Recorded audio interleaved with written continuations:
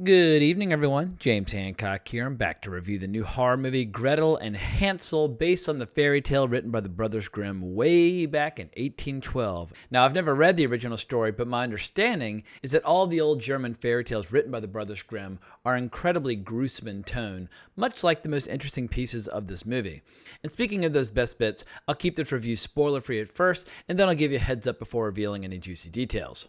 If you're not familiar with the tale, it's all about two youngsters who must outwit a cannibalistic witch in order not to end up in her belly, basically. The story's been updated and adapted by screenwriter Rob Hayes and was directed by a member of what can only be described as one of the royal bloodlines in the horror genre, Osgood Perkins, son of the legendary Anthony Perkins. This is the first I'm seeing of his movies as a director, but I've heard very good things about his earlier films as well. Featured in the movie, we have Sophia Lillis, who is rapidly putting together an impressive career with flicks like It and shows like Sharp Objects.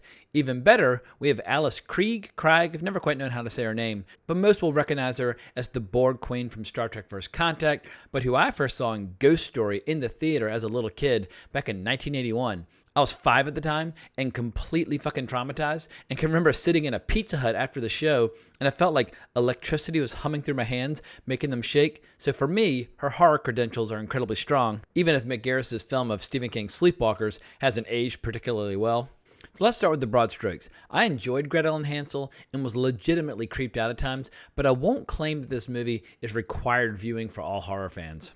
The horror genre has so much variety right now, it's hard to say with any certainty what fans will like, but Gretel and Hansel is the kind of movie that's going to delight fans of myths, legends, folklore, stories that basically straddle the line between fantasy and horror. But this is a very deliberately paced, slow burn kind of movie, genuinely eerie in style and atmosphere, but there's a kind of rigid, old-fashioned formality to it, in particular with the dialogue, that I imagine less patient viewers are going to find really frustrating. Plenty of people are going to complain about being bored. I was not, but at one point, a member of my Times Square audience felt no guilt or shame about accepting a phone call and having a conversation right in the middle of the movie. In my opinion, there are some folks out there who simply deserve to be eaten by witches, but if you take a quick look at Rotten Tomatoes, you'll see that audience members are liking the movie far less than critics, and only a handful of critics have really gone to bat for it.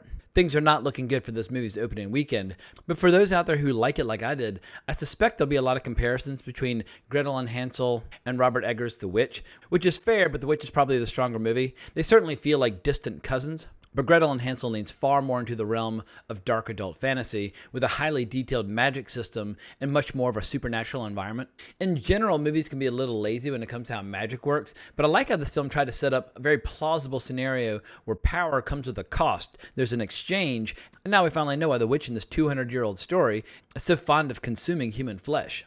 And Alice Krieg just leans into this role, seeming to relish every horrible detail that this movie invites the audience to explore. Her investment in the role pays some serious dividends.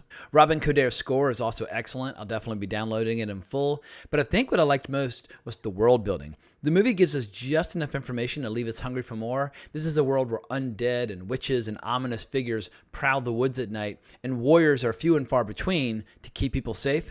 Everything about this world just feels cruel and dangerous, where choosing to take refuge with a cannibalistic witch might be the best option in the short term. And there was just so much mystery and atmosphere that I found delightful, but then again, there's not a lot of shit jumping out at the audience, so anyone who likes to get the occasional jolt out of their seat is likely to be frustrated. But for those people who like to be grossed out, I do think this movie delivers. The movie absolutely spares no details whatsoever when it comes to the reality of a creature living off of a steady diet of young children, and one scene in particular really got to me. So I'm obviously a fan, but I totally get that this movie has a limited audience. But if sick and twisted classic fairy tales are your thing, definitely give it a go. But if a movie like Halloween is more your thing, you might just storm out of this movie and protest. But before I wrap this up, I do want to call attention to a few details. So if you don't want spoilers, now's the time to bail out. But let's start with little Samuel Leakey as Hansel, who's so small and innocent. All he wants is to grow up to be a woodsman. He's constantly practicing chopping down trees, but your heart just goes out to him as he looks up to his big sister to navigate the increasingly dangerous situations that they find themselves in. Before they even meet the witch, they've already had to deal with all these horrors on the home front with their mother, a confrontation with a terrifying undead creature that about made my heart stop when it was first revealed, as well as a hallucinatory experience on mushrooms when they eat some shrooms to avoid starving to death. And little Hansel, at first, he's thrilled to have access to so much food in the witch's home, but it soon becomes clear that there's something very wrong with his house, with the food, Flies are always hovering about, and we soon learn that the witch is basically serving them human remains disguised as other dishes. But most heartbreaking of all is when Gretel betrays them and sends them out into the woods at night, when the woods are glowing with this eerie red light, full of these terrifying figures standing in the shadows. For a little while, Gretel can't help but be tempted by the allure of learning more about magic. And what we see is that the witch has this grand plan where she's trying to slowly but surely convince Gretel to eat her brother in exchange for power, immortality, etc. And the movie makes no effort to shy away from this aspect. In one hysterical scene, we see the witch slowly pull this young girl's pigtail and ribbon right out of her mouth after eating something that was clearly disguised by her magic. I also really enjoy the origin story of the witch's daughter, who is even more evil than her mother, who first introduced her mother to the idea of eating children in exchange for hidden knowledge and skills. As I said before, I love the world building, and I'd be totally happy to see another story set in this world, but that seems extremely unlikely given the reaction of audience members so far. I don't know, maybe I was just in the mood to see a flick tonight and was willing to cut the movie some slack, but in an era where there's such a glut of interchangeable studio product and so many forgettable franchises, I loved getting to see such a distinctive and original movie. Over the next few days, I'll be curious to see just how many people speak up on the movie's behalf. So if you've had a chance to see the movie, definitely let me know what you think in the comments below, or reach out to me on Twitter at Colbrex. I'll be very curious to hear people's reactions, but more importantly, if anyone out there has seen some of Osgood Perkins' other movies as a director, I'd be curious to hear if anyone wants to go to bat for those movies, because apparently I Am the Pretty Thing That Lives in the House, as well as The Black Coat's Daughter, are well worth watching, and he's got a movie called A Head Full of Ghosts coming our way as well. So he's got my curiosity as a filmmaker, but I'm not quite yet ready to die on that hill defending his reputation.